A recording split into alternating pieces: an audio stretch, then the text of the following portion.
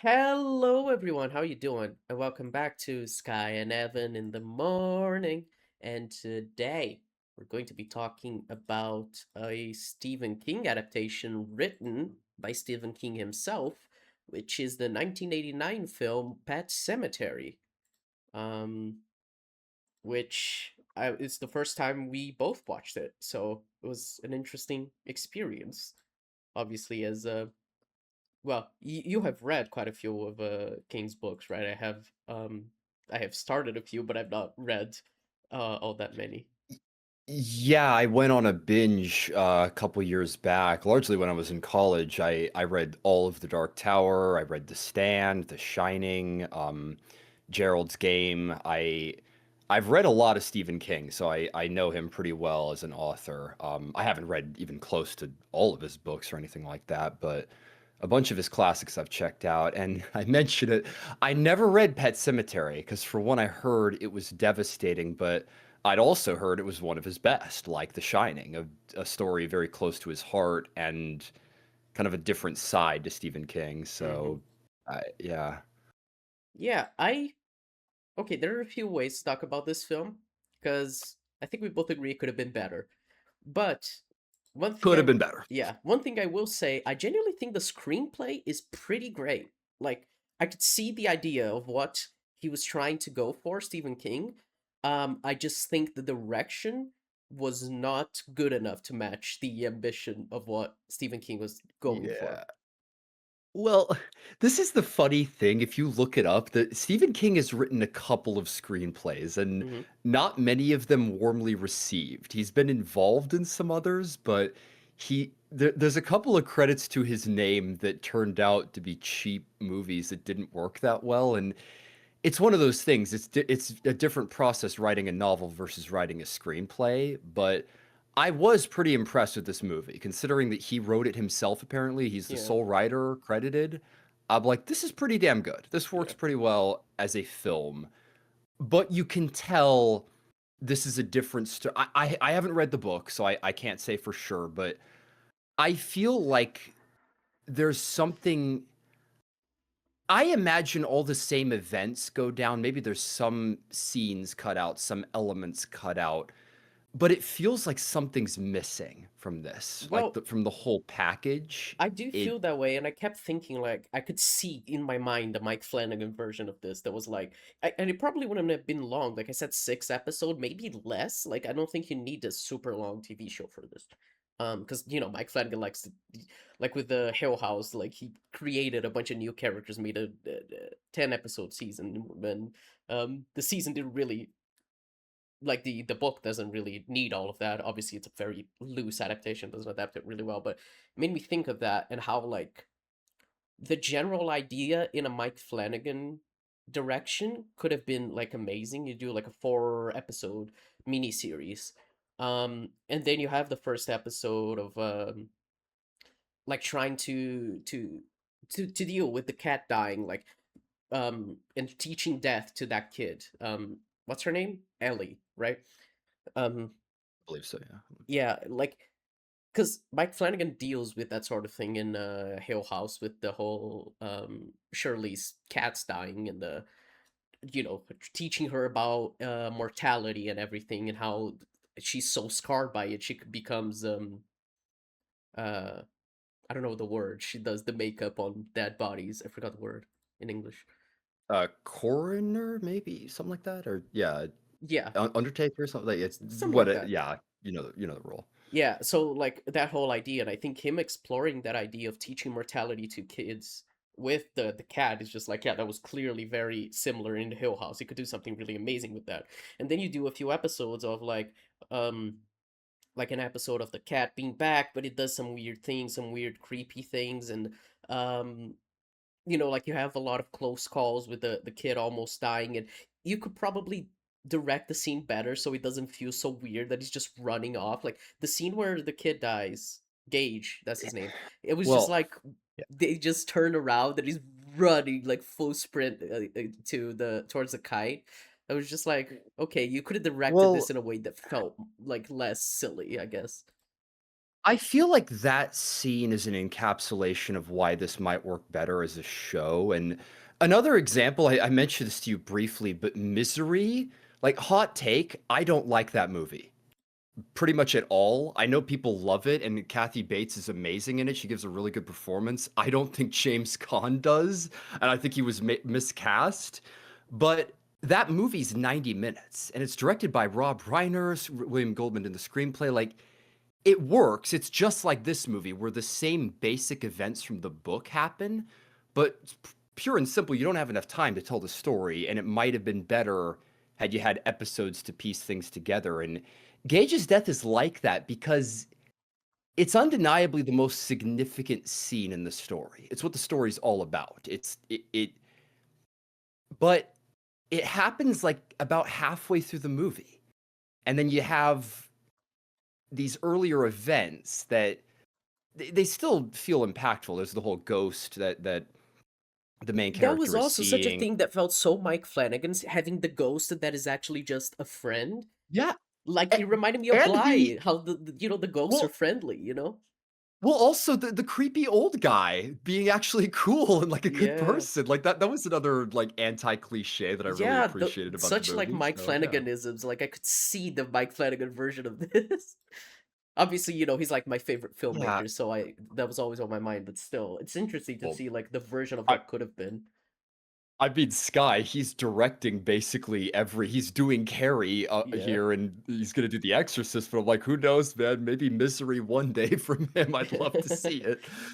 But, yeah, Gage's death, like, I'd never watched this for myself, and I know the difference between the Pet Cemetery that they did in 2019. That was not as well, received as this Yeah. movie, and even this movie gets mixed reviews, Yeah. but again, I haven't read the book. I don't know how it goes down, but it does feel really abrupt. They're just having a picnic. Everyone happens to not be looking, and then he falls a kite, which makes enough sense. But Yeah, it's and different my than favorite, like, because you compared it to Hereditary, and that also was on my mind because I'm pretty sure Hereditary is yeah, very inspired by this, right? Like, surely. it it feels like it. I would be.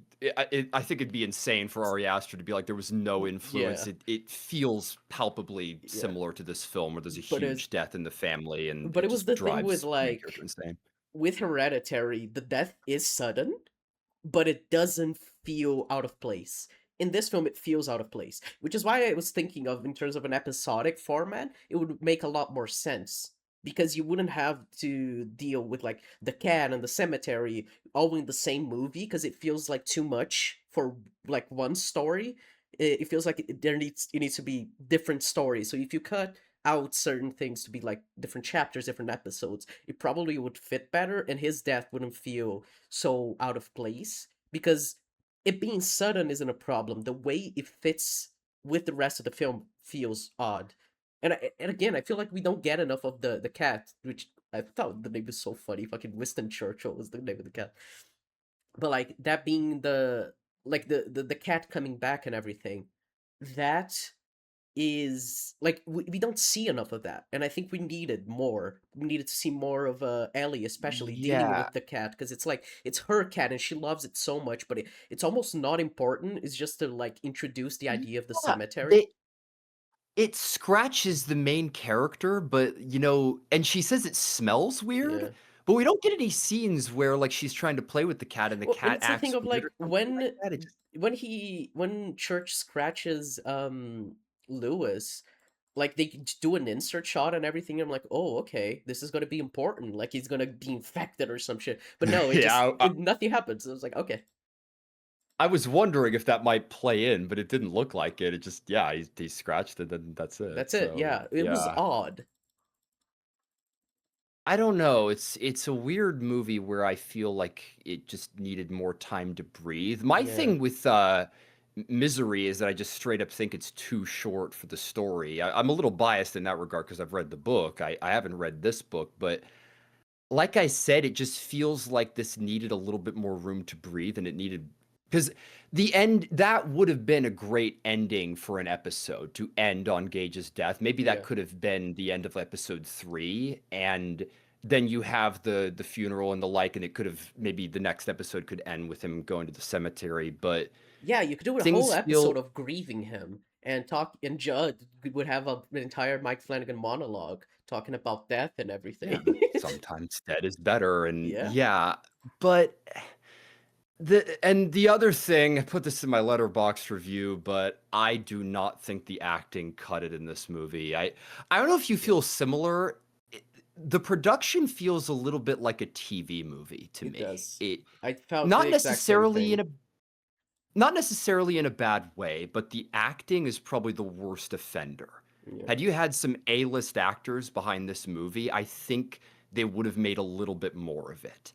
They were okay at first, but after Gage dies, of like these This people need requires to a be, level of acting that is just not being shown.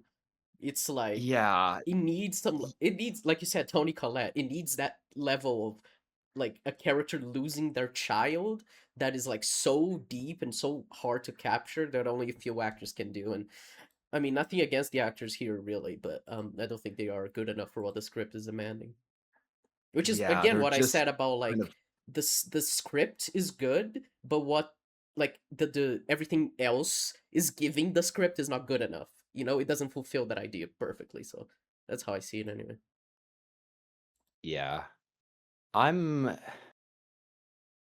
it is the funniest thing because I was wondering, especially early on, like I mentioned with the TV movie elements of it, and I the more the film went on, I was like, I actually like this. And I think one of the Hmm. reasons why is how well directed it is. It's pretty respectively put together. And like you said, the script by Stephen King is pretty damn good.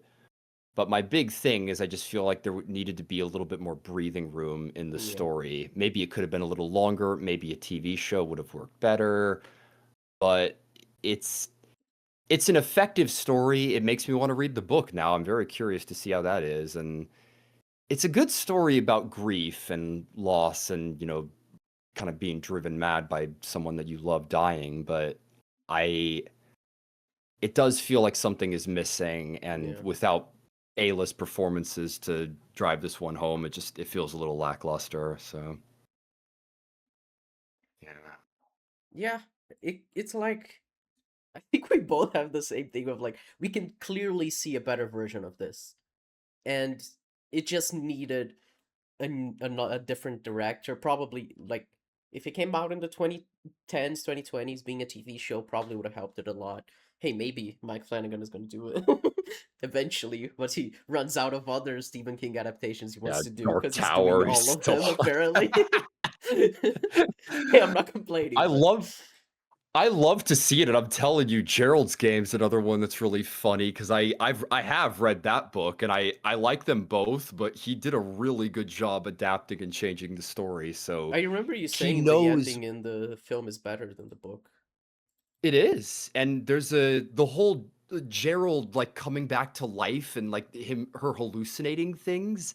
That's not in the book, and it because she hears voices in her head in the kind of like Hush, that Yeah. little flashback where she's talking to herself. But it's obviously very It, different it, when you're making a movie. You can't just have voices, you need something visual. So you bring in yeah, as hallucination, it works Mike great. Mike Flanagan knows those little isms of filmmaking Yeah. and when to change source material. So yeah, who knows what he'd do with this? But yeah, I'm glad I watched this. I imagined it would be worse than it actually was because I still do think there's a lot of good material in here, Hmm. but it's hard to call this a great movie. Yeah. It feels like it tells the story that is in Pet Cemetery. I keep saying it, but I'm really curious to read the book now. And I've heard that it is one of King's best, but overall, I was a little underwhelmed. So, Yeah. would you recommend Pet Cemetery? Well, that is the question, isn't it? I would. I would. I think it is good. I don't think it's a bad movie at all. Um, I just also think it is like so clearly it could have been improved so clearly by like so many small things that it kind of frustrates me as like someone who watches so much horror. Like if you look at my stats on Letterboxd, it's quite funny. Like 90 I'm pretty sure like 60% of the movies I watched this year are horror, and I've watched like 250 films. So, um, and uh, and I mean, like, I I understand the genre quite well, I feel, and I could see how this could have been improved. And it kind of frustrates me a little, but at the same time, it's not bad. And I think a lot of what it's doing is interesting. And I quite like Judd's character. I think is a cool character. I love the idea of like that ghost just helping them because he helped him before he died, and Lewis thinking that he's like haunting him, but no, he's just helping him because he's scared and terrified of death. And like the whole idea of these characters being terrified of death is really interesting. I just wish all of it was explored a little bit more in like every aspect. I don't know. Yeah. Honestly, Judd, I think he is probably the best part of this film. Yeah. I he performance was great and that he was a very interesting character. Like I said, he should be the creepy man in the decrepit house and he kind of is, but he's a good man and he tries to the very end. It's cool to see. He's a little bit like Dick Halloran in The Shining, so yeah. Yeah, that's a good Um comparison. And would you yeah, recommend it? I would recommend Pet Sematary. Like I would I I mentioned the book because I'm a book purist. It's funny, I'm reading The War of the Worlds now. But I always like reading the source material before checking out the adaptation. And my big takeaway with this movie is that I feel it needed more breathing room, especially with grief. Scenes are great, but had this been an episodic series, even back in '89 when this like came out, I don't think it would have been the worst thing in the world for this to be a network show or even like something on HBO maybe. I feel like it would have helped the pacing and it would have made the grief feel a bit more palpable, but Yeah. I still would recommend this because it does get a lot right and Yeah. I do think it is a pretty solid experience. So, Yeah, pretty much. Um all right then, Evan. It seems it is now your turn to recommend something. yes it is. This movie's been mentioned a little bit this week because there was a certain trailer that came out that people have been referencing this. It's an all-time classic. It is up there with 2001: A Space Odyssey and Citizen Kane as being cited as one of the greatest films of all time. I've never checked it out though, and probably one of the main reasons is that it's very long, but I've heard it's one of the greats. So I am recommending David Lean's Lawrence of Arabia. Oh, okay. Fun. Y- I've never watched it either. Yeah.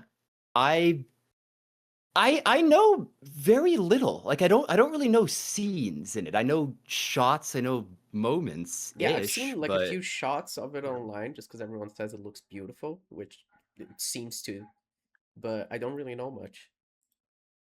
Yeah, it's almost like Gone with the Wind. I haven't seen Gone with the Wind either, but that's another one of those movies that just is important and Mm-hmm. everyone knows about it, everyone loves it, so it's like yeah, I finally want to get around to watching that, so yeah.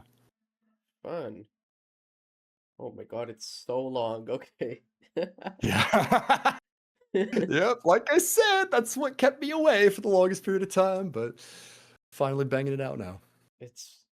I'll survive, I guess. All right. Well, folks, thank you for watching. Um, we'll catch you next week for Lawrence of Arabia. This time I probably won't leave to watch the film last minute because it's a huge fucking film. Yeah. Um, but yeah, we'll catch you next time for Lawrence of Arabia. Thanks for watching. Comment, like, subscribe. The links are in the description and everything. And yeah, we'll catch you next week, folks. Bye bye. Bye-bye.